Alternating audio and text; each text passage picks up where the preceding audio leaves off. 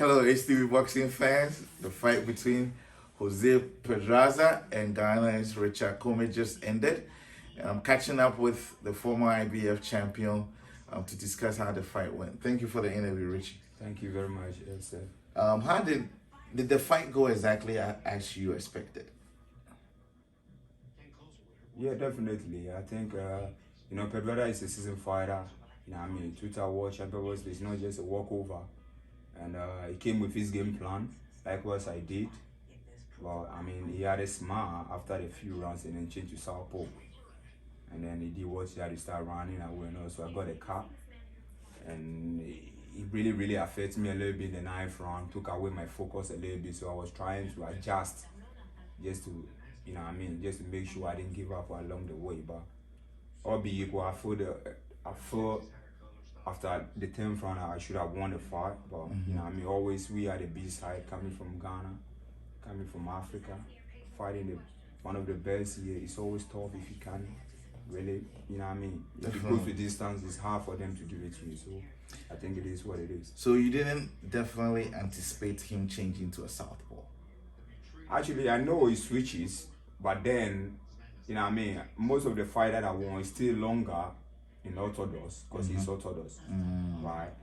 It's still a little bit longer in orthodox before, like, he switches once in a while. But with this fight, I realized, after the fight was telling me, man, you got a big right now, that's why I couldn't contain, and I had to go back to southpaw. It make me feel like it missed the right a little bit. But you can see after the fight, you can see his face and you can see my face.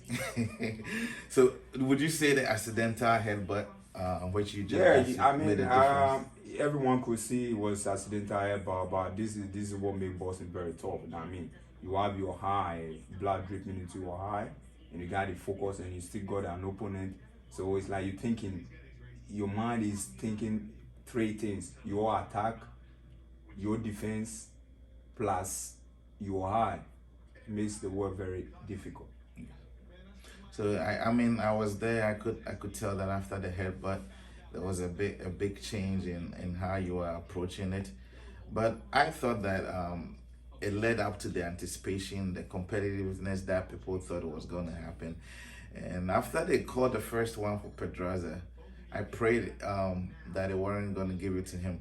As you said, when you come from outside America, the odds are against you. But I think tonight you did what you had to do for Ghana. What do you have to say to Ghanaians? Well, all I got to say to the young guys who really want to do boxing, they should just keep working hard, and they should work hard, pray, take this sport serious, and also they shouldn't be signing to anybody who they should have. When someone really wants to sign them, they should make sure the person got a plan.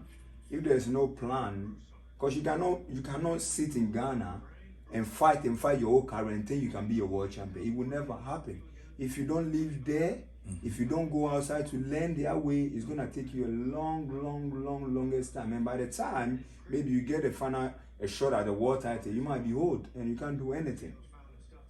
So if someone really wanna sign you, make sure the person has got a plan. What do you mean by the plan? There should be a stages. Oh, after first few fight, when I see your performance, I get you this title. After that title, you defend it. After your performance, then you build up to another title. Try to get connection. If someone is promoting and you haven't got no connection outside that, you can go there, learn, come back, try to travel around to get experience. Forget about it. So it sounds like just staying in Ghana alone is not going to cut it. See, boxing, you see the coaches here, they go to states, different states. And one state in America, it might be bigger than Ghana. So they can leave their mother state and go to other state just because of boxing. So if really this guy from Ghana really want to learn and make an impact, they should start traveling. No people will come and say, oh, don't worry, I'll manage you, and then they'll build them up and then let them fight like few guys who are not even boxers, who don't really train out, don't really punch, who can punch, and then they pile up your records and then take you outside just for a fight and then bring you back. Nah, it's killing the sport, man. It's killing the sport. And the bosses to themselves, this is a sport that people lose their lives.